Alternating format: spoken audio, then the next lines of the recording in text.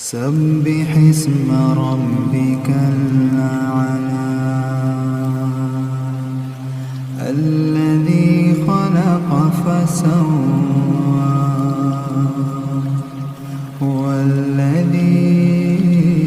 قدر فهدى والذي أخرج المرعى فجعله غثاء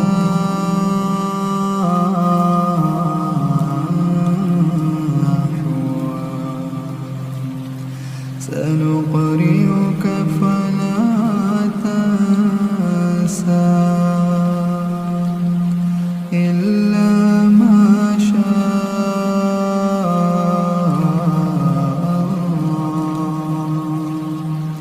إنه يعلم الجهر وما يخفى ونيسرك لليسرى فذكر إن نفعت الذكرى سيذكر من يخشى ويتجنبها الأشقى الذي يصلى النار الكبرى ثم لا يموت فيها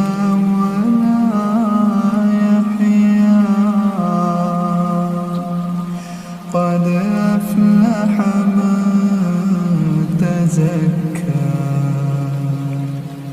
وذكر اسم ربه فصلى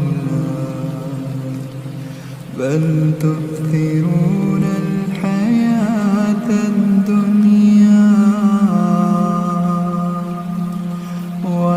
والآخرة خير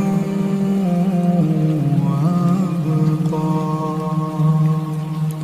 إن هذا لفي الصحف الأولى صحف